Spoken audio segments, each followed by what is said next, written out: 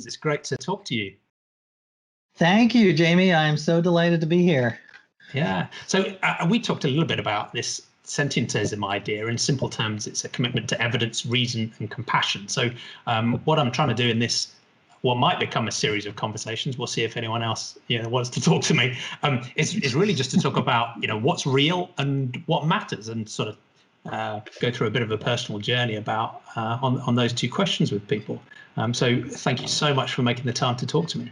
My last book was all about gratitude, so I want to say a big thank you to you for coming up with this philosophy, because I love it.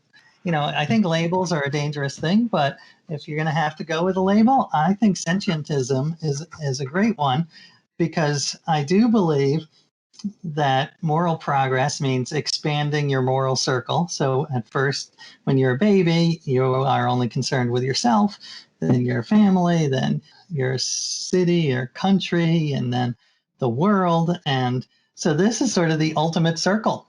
This is, you can't get much broader than sentient beings. I mean, I suppose you could like argue that staplers have rights, but and maybe panpsychists. Yeah, there's panpsychists, right?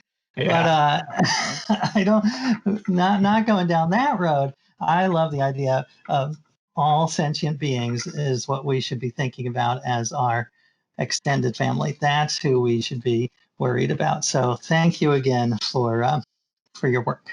Well, that's so kind. And it's wonderful to hear that. And because part of the reason I was so excited to talk to you is it seems like, and maybe there's some bias here, but there's some themes running through your amazing body of work that really tie in well with this sort of naturalistic way of thinking, this compassionate way of thinking. And as you said, your current project is really about gratitude. But if you wouldn't mind for the people who are watching or listening to this that don't know your work, just to introduce what you do and why you do it, just so they understand that richness and the themes you've touched on. Excellent. Yeah, I'd be happy to. And first of all, I like that you use the word naturalistic instead of atheistic, because atheism is defining something by what it's not. It's not theistic. It's not God. But naturalistic is just saying, this is what we believe is out there, the natural world, and that's what we're going to focus on. So anyway, to answer your question more directly, I'm a writer, nonfiction writer, and what I generally do is I try something out, an experiment or a lifestyle, and then I write about what I've learned. So I read the Encyclopedia Britannica from A to Z and tried to learn everything in the world, and annoyed my wife with all my random facts. But I did extract some wisdom out of it, which we can talk about later if you want.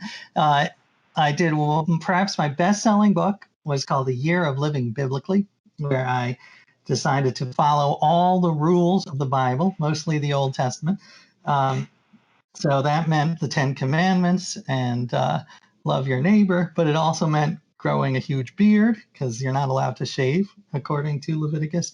It meant stoning adulterers, because that is repeated many times. And I did. I believe you used small pebbles for that, though, in your defense. That's right. In my defense, I tried to follow it to the letter. I had a couple of things I wanted to accomplish. One was just to show the error of fundamentalism and certainty in religion, and people saying this is what the Bible says and we have to do it, because I sort of became the ultimate fundamentalist to show that if you really do follow the Bible literally, you're going to be acting like a crazy person. You're going to be, throwing pebbles and avoiding saying the names of planets because they are named after pagan gods.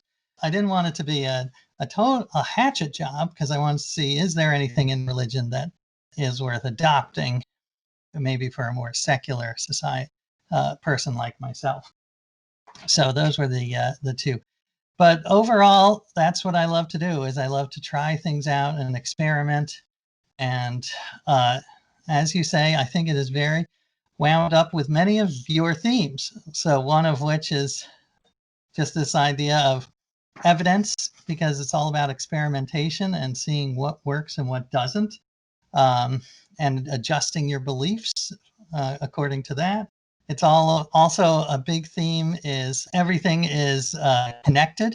So Yeah. I've done that in several books. One was the gratitude one I mentioned earlier, where I thanked 1,000 people who had anything to do with my morning cup of coffee. And I mean, Yeah. any small role, like the barista, yes. And I went to South America and thanked the coffee farmer, but I thanked the logo designer and the truck driver. And, there are 1,000 people who have it. And finally, another example of that connection was a book I did where I wrote a book about the world family tree, which is this project of people who are trying to connect the entire world in one big family tree to show that we're all connected, with the hope that, once we make that concrete, maybe people will treat each other with a little more kindness. But you can go farther than that, because every living thing that we know of, and there may be sentient beings in the future that are not, but everything we know of now is from the single strand of DNA that started millions of years ago near a underwater volcano. So we are literally all cousins, not just with each other, with humans, but with ferns, aardvarks, amoeba. It is a really powerful example of what you're talking about. Yeah. It reminds me of a They Might Be Giants song for kids about everybody being cousins, including the apes and the giraffes and the elephants. So, I mean, that would be an Uber version of Wicketry if we extended it to the animal kingdom as well. Exactly. And I hope that happens someday. Yeah. I hope the people listening will go and read your books and read your articles, because I think they're a fascinating exploration of the human condition, and you've been very selfless, experimenting on yourself, so we can all learn. So, yeah, it's a brilliant body of work. Thank you. Thank So you. personally, what sort of environment were you brought up in? Because for many people, whether their worldview is naturalistic or religious or supernatural is defined at a very young age. So were you brought up in a religious household and you moved away from that? Or how did you come to think in a sort of naturalistic way? Yeah, I did not. I grew up in a very secular household, and that I'm sure plays a part in the way I think. I like to think I'm perfectly rational and would have come to these beliefs no matter what, but of course that may not be the case. Who knows? But yeah, I say in a couple of my books, I'm Jewish in the same way the Olive Garden is Italian.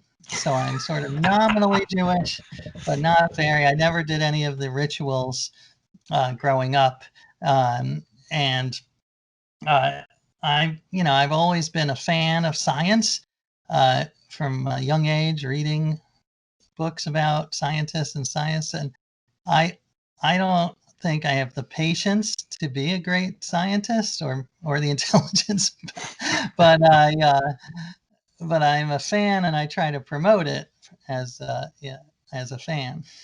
Yeah, and it's fascinating you should say that, because I think it's true of many religions, but particularly seems true of Judaism, is that many people who would say they're part of a religious community don't actually have the supernatural beliefs. There's a rich cultural affinity, there's a tradition, there's ritual, there's community, but many people even within religious communities don't necessarily subscribe to the supernatural stuff as well. I don't know if that's something you found in your community and I family growing agree. up.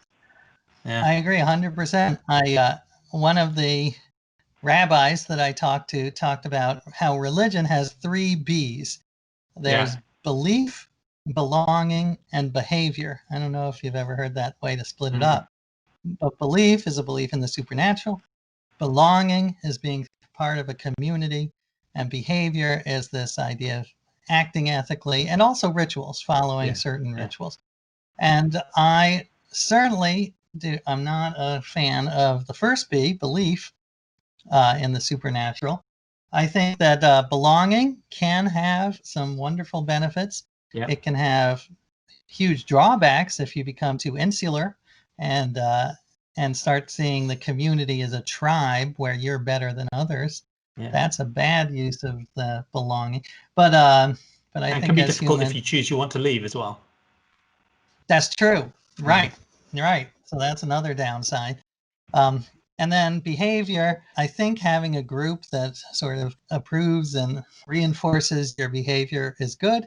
The question is, what is that behavior? And I think I definitely like some of the Jewish values, but I also really resonate with some others, like, sort of the effective altruism community's values, Mm. long-termism, and sentientism. So Yeah. that's what I would say.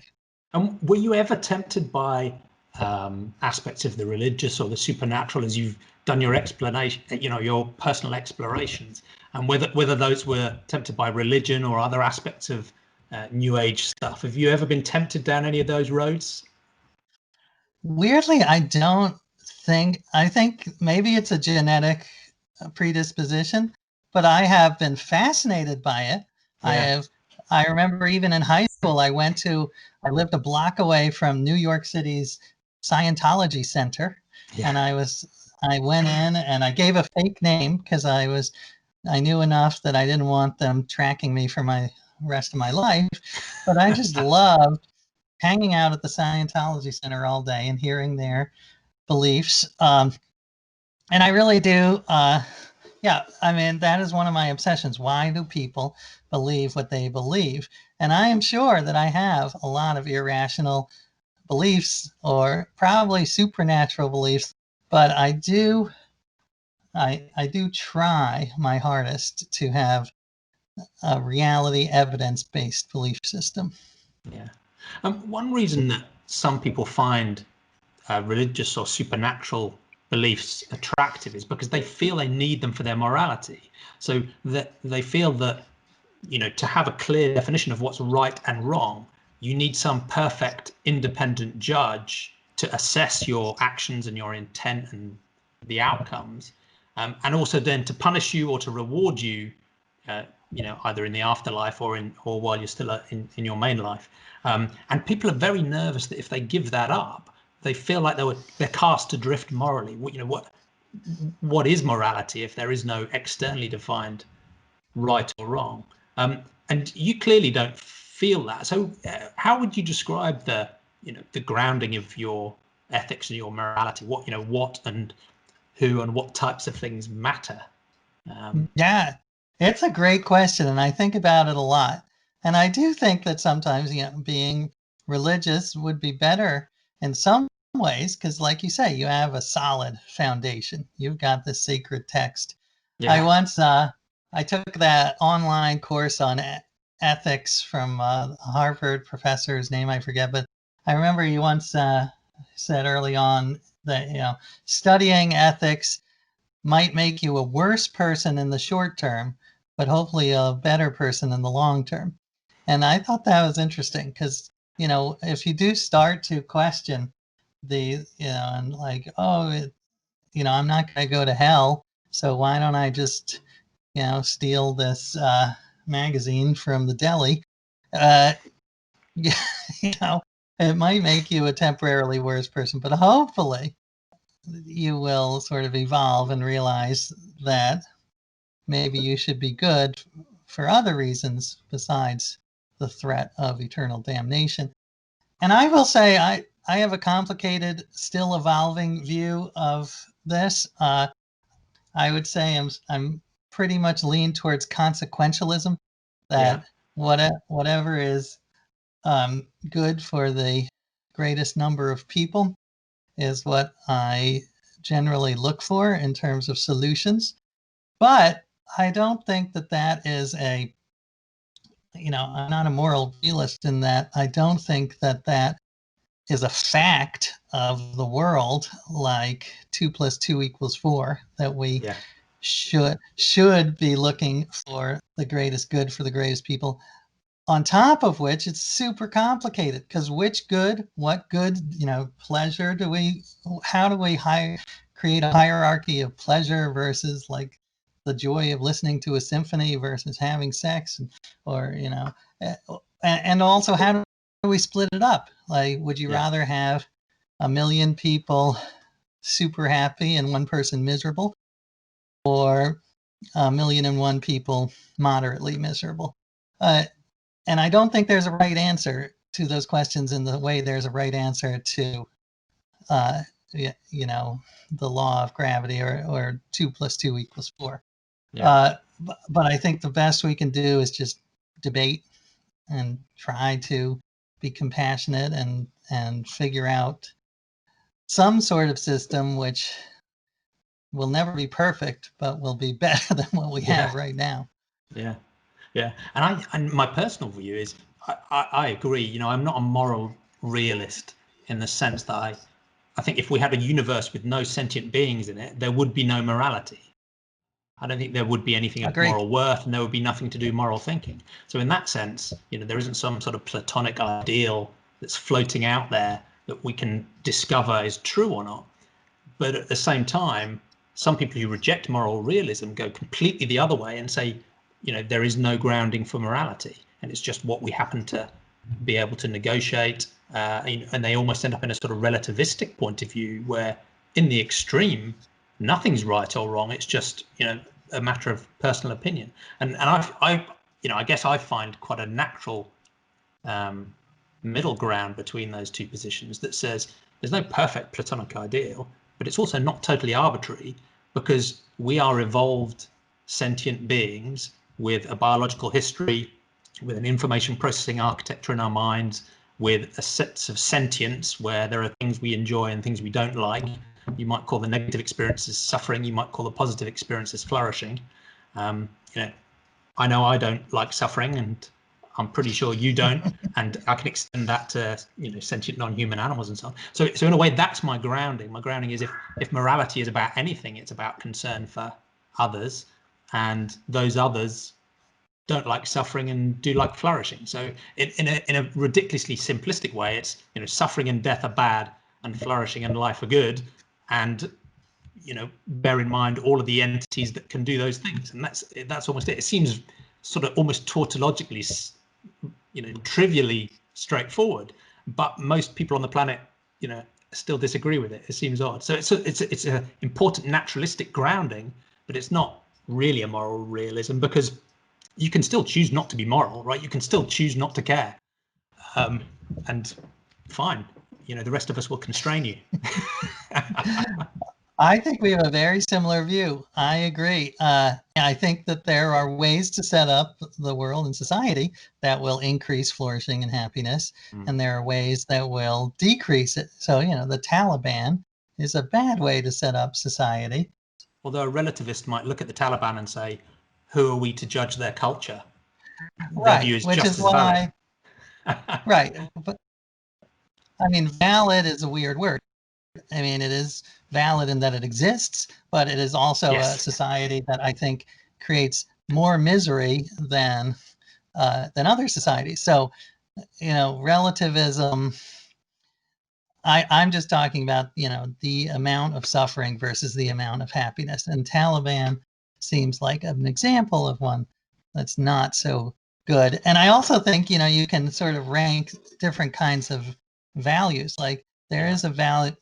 A lot of religions and cultures value purity a huge amount. And I studied this when I did the Bible, not touching women during their menstrual periods, avoiding, outcasts in India who are considered impure. And I think, right. So overall, I think impurity versus purity is a bad way to look at the world. In general, you can find examples, and you'll have Orthodox Jews talk about how lovely it is to have this honeymoon every month in your marriage, where you're not allowed to touch each other for a week, and then have like this sudden return to your honeymoon. I'm not sold on that. I think the dangers of Puritan and purism outweigh the good. But anyway, so that's just some thoughts on ethics. But again, it's complicated and ever evolving in my mind, which is also why I love your movement, because you value changing your mind, you value evidence. I always hated that phrase, deep-seated beliefs. Like, I have this really deep-seated belief. It's like, why are you boasting about that? Your belief should be shallow-seated. The only belief should be you want a flourishing society. But anything else should be open to evidence and argument and reason. Yeah, and I think that's a challenge that's often thrown at a naturalistic worldview or a scientific worldview, is that it's pretending to be perfect and have all the answers, and it's completely the opposite. So, outside of formal systems like maths, my view, and I think the appropriate naturalistic view, is you never really know anything, right? You're never 100% sure. You might be 95% sure, you might be 99% sure, you might be confident enough to take decisions, but you're never 100% sure, and you're always open to new evidence. So your beliefs are, one, you're very comfortable not knowing things. You don't feel a desperation to fill a gap, right? I don't know is a thing people should be proud of saying, but everything you do believe should be probabilistic, not 100%, but somewhere on the scale, and should be provisional, because you might find out some more evidence tomorrow, right? So I agree. I think that's the power. That's not a weakness in naturalism. No. That's the central power of it. Agree. I mean, the one danger is you and I seem to agree on everything so far. So I hope we get in a fight about something, because I know people like conflict. But I happen to agree with you that that probabilistic thinking is so important. And in fact, I try to incorporate it into my life, like into my daily conversation. So, like, my wife will ask, what time are you going to get home? And I would say, there's a 70% chance I'll be home by 6, and probably a 30% chance I'll be home by 7:30. And she's like, I don't need that level of detail, but I actually think it's good. My kids asked me last night, is Trump going to win or Trump going to lose? And I said, I'm going to go with Nate Silver and say that there's about a 10-11% chance that Trump wins. I'm not going to say, Trump's going to lose, because the world is too complicated. Did that approach annoy your wife more or less than the radical truth experiment? Definitely less. That one was a true gauntlet. Yeah. But I won't make you relive that one. I can only imagine. I'm happy to talk about it, because it actually, it has some interesting philosophical implications. I'll just briefly mention it, which is that I found this guy a psychologist in Virginia, who believes in a movement called radical honesty, where he thinks that you should never lie. But he goes further, and he says that whatever's on your brain should come out of your mouth. There should be no filter. So, it's the classic, if you see your partner and in a new outfit, you say, you look fat in that outfit. They don't even have to ask. You volunteer it. So it is, in one sense, absolutely horrible, because it is not an easy way to be in a relationship, to be in a job, to be in society, because we are a society that has a huge amount of white lies. So there were definite downsides. I thought it veered toward the cruel sometimes. On the other hand, I think that what I took out of it positively was that his movement is radical honesty, not brutal honesty. So it's not everything is you're ugly. I was just thinking of you and how wonderful you were, a great influence in my life, calling an old boss. So saying positive, saying I appreciate as much or more than you say I resent. Yeah, it's amazing. And it links to what you were talking about before about, ethics is not a simple question, right? So, and that's partly why sentientism deliberately opts out of loads of those difficult questions, and it's even neutral on consequentialism or deontology or virtue ethics. It just says, be naturalistic, have moral consideration for every sentient being, but then it's over to you about how you're going to work out all the complex trade-offs and the trolley problems. And my personal view, and other sentientists will disagree, I think echoes yours in that, I tend towards consequentialism, in that I think that, even rules and virtues can be good rules of thumb, but only if they deliver a good outcome. Ultimately, that's what we care about, right? Because you ultimately care about the experience of the sentient being, and that is the outcome. So. That I agree with. I almost somewhat, sometimes I see like the ontology is sort of a special case of consequentialism. These rules don't lie is probably a good rule of thumb to make people have better outcomes, but it's not, some sort of objective rule that's out there in the universe. So one of the other central things about sentientism is drawing that moral circle. We touched on that already, and that's another thing that often, society shifts over time, but people change throughout their lives as well. So we've, I guess, as a human society, evolved from thinking about family and tribe and village and town and city and nation, and at least in theory, after the Second World War, universal human rights and thinking about humanity as a whole. And then other people are, trying to take that beyond and think about non-human animal ethics. People are even thinking about artificial intelligence or robot ethics, and where do we draw that circle? And is that, how have you gone through that journey? I had a family who was very involved in animal rights. So early on, I was exposed to that Right. from my aunts. I mean, it's weird. I'm not a romanticist. I don't think that animals are generally, they don't have the same level of conscience that human animals do, and they can be violent. But I also feel that they suffer and experience joy. So anything we can do to set it up so that that is maximized is a good thing. And then in terms of AI and robots, I mean, I actually started thinking about this with Star Wars, which I saw as a kid, and C-3PO and R2-D2 seem to me to definitely have emotions and be able to sense joy. R2-D2 had that sad little beep sound when he was sad. Yeah. And C-3PO was like, all nervous and happy when something good happened for the rebels. And they are treated in Star Wars like slaves, and are traded, and it's like uncomfortable with the ethics of how they treated the droids in Star Wars. So it's not something that takes up a huge amount of my time because, my mental real estate, because I don't think, I think in the future it will be a huge issue. Right now, I don't.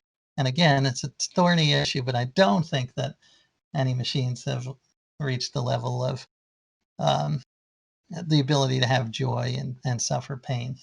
But I will say another moral circle that I recently just became more aware of is future relatives. So animals and humans in the future. So I've been talking to Will MacAskill, the Oxford philosopher and one of the founders of effective altruism. And his next book is all about long-termism. And it's fascinating because, why do we discount?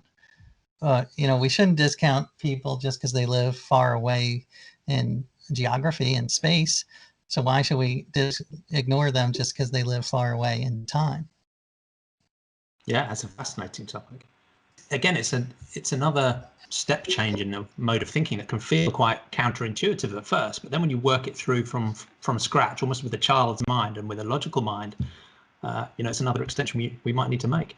But it almost echoes to me the sort of religious and the naturalistic experience, because so many people, I think, as a child, start out naturalistic, but then are taught by parents and teachers and priests, frankly, to believe fabrications and supernatural stuff, and they may then find their way back later on.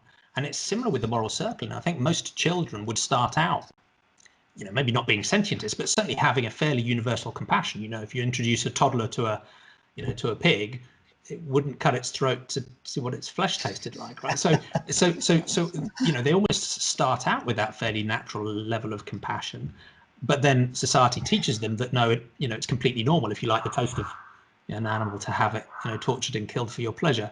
And that becomes such a deep social norm that it grips us very, very. It took me decades to try and back out of that myself. So I try and stay humble about when I'm talking to people who haven't gone through that journey yet, because I was there myself not so long ago. But it seems like an echo, really, of the religious experience of starting out with a child's mind, basically being taught bad ethics and bad epistemology, and then hopefully desperately trying to find their way back to evidence and reason and compassion over time. And maybe that thinking about the long-term future is another step that we need people to take.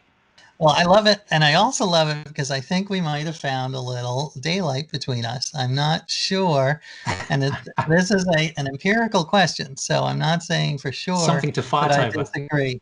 Yeah, but I think that it is possible that we are born with a very tribal mind and Mm, that we are born to react to people who look like us and to have a negative reaction to those that don't look like us.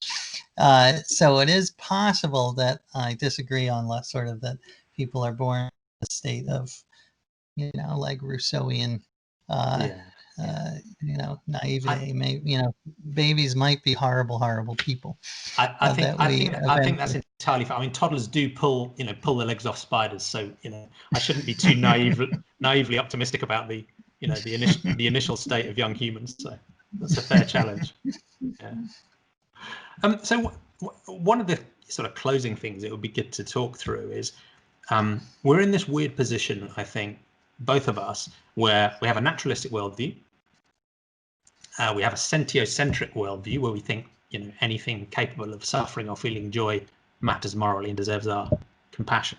And those two things seem quite almost tautologically obvious, I think, but most of the world's population disagree at the moment. So most of the world's population absolutely do draw a narrower moral circle. They may have in groups and out groups of humans where they discount the experiences and the moral worth of certain types of humans, and you go through all the list of human discriminations of racism and sexism and homophobia and the caste system and so on. So there are many people who, even within the human species, have a restricted circle of compassion. Then most people certainly draw the boundary, at the human species and see it as completely natural and normal that we would force breed and harm and kill in their trillions, of sentient creatures for our own consumption. And we're certainly in the minority on that stance as well. So I think we're in this weird position where it feels like our philosophical position is very strong and well grounded and somewhat obvious, but most people disagree. Social change is a very complex topic, but I'd love to know your thoughts about how we can make that happen. But secondly, if we do manage to do that and we really get more people across the world to agree with this, what sorts of things would disappear from our world? What new things would come into our world? How would we build in these types of ethics, and what would it feel like? Yeah, I love both of those questions, and they're both huge. So let me Yeah, just start sorry. with the one. No, I love it.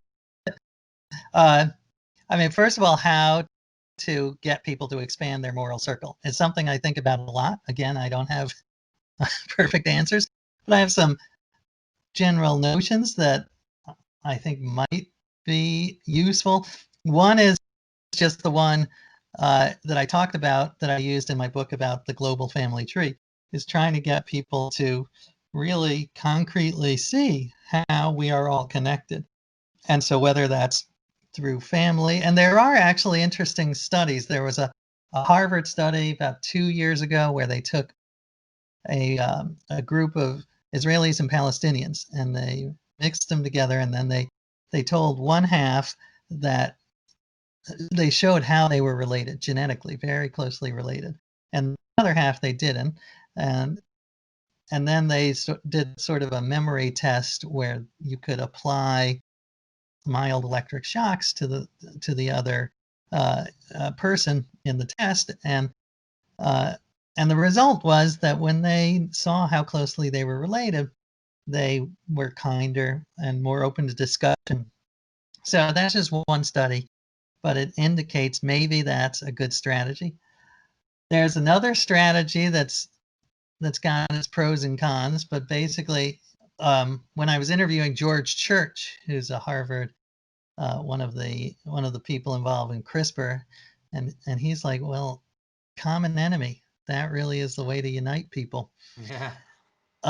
which is unfortunate. But but maybe instead of visualizing the common enemy as another country or another ethnicity or another species, the common enemy is climate change Mm. or something like that, and almost try to personalize it in a story like this is our Yeah. common enemy. We have to unite against it.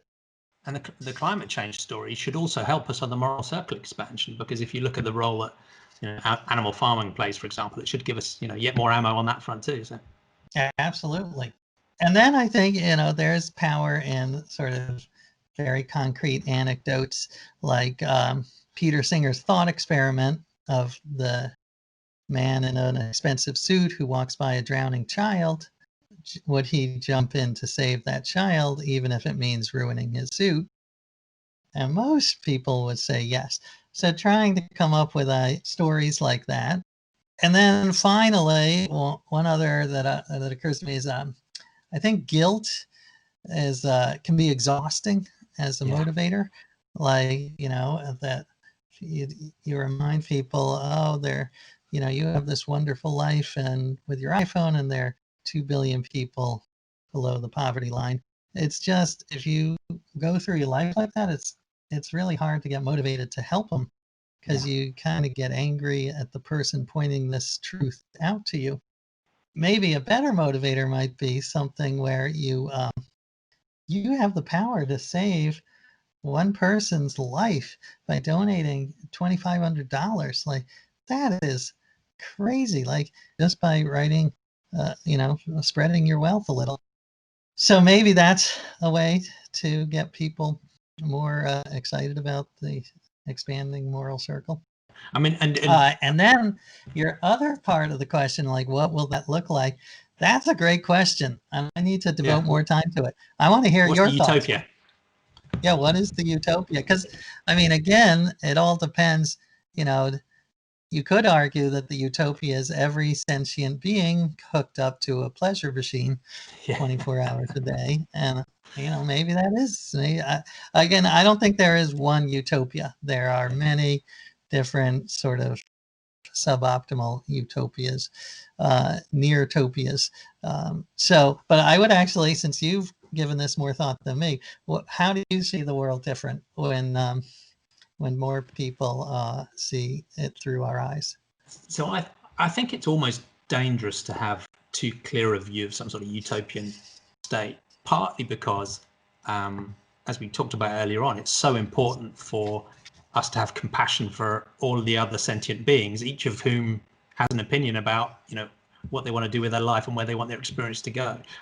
So I think it's much less about, defining some sort of perfect utopian state, but it would involve all sentient beings being recognized, having compassion for each other, at least in, theoretical terms, trying to avoid doing harm to each other.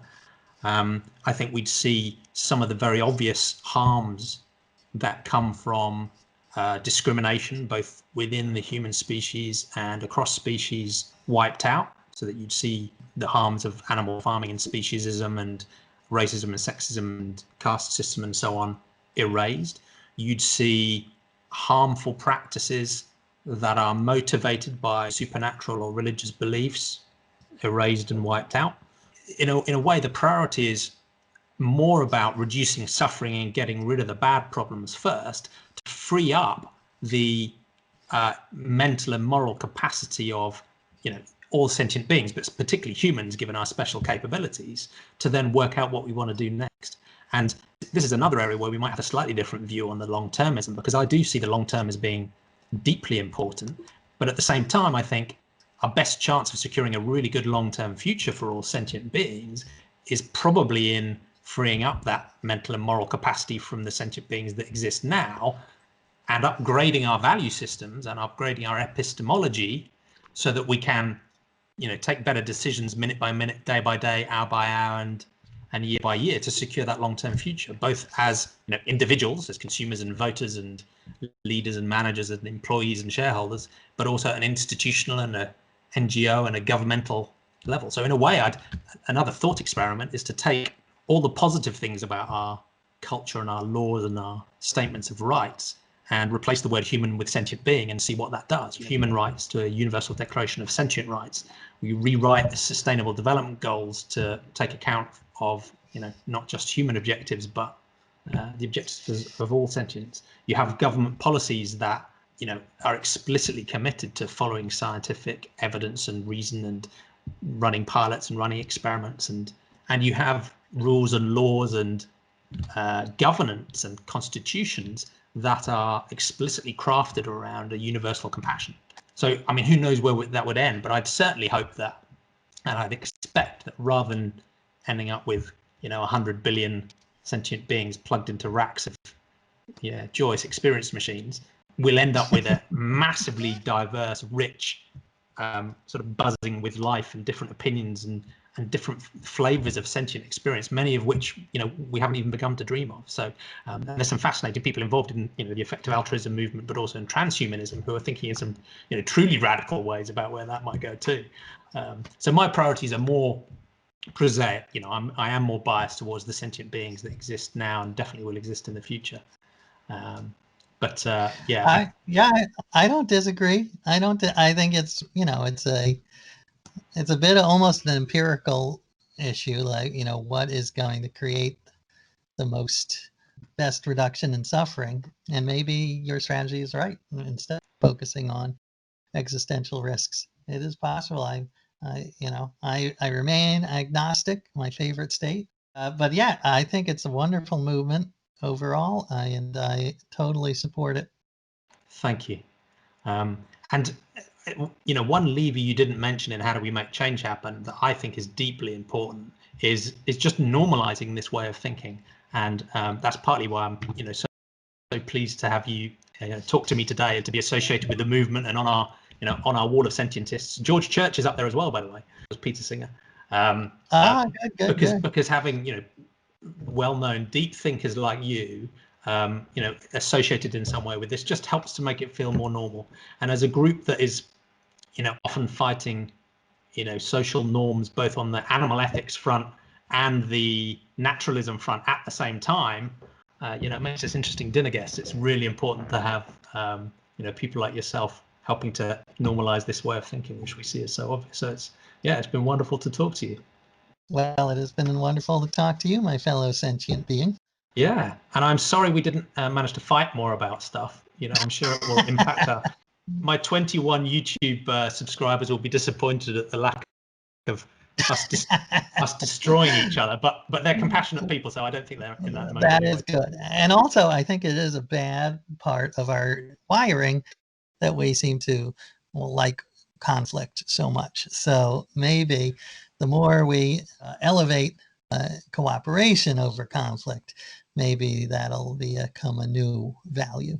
Well, I think that's a positive note to end on, because I think, as you say, in so much of public debate, the noise is coming from 15% of dogmatic people on one end, each cultish team justifying their behavior by the other extreme, while all the rational, compassionate, nice, quiet people in the middle are just keeping their heads down and almost scared to get engaged. And I think movements like this hopefully can take a sort of proactive stance of talking about what we have in common as humans and as sentient beings, and taking a rational approach to addressing our problems, and maybe take some of the heat out of it. But one of my favorite quotes is from Bertrand Russell. The worst part about humanity is that the people who are certain are the dumbest people, and the people who are smart are the ones who are most probabilistic in their thinking. And that's a bad equation, because the people who are really certain are going to get their message through. So anyway, but I'm glad that you are fighting against that. So thank you.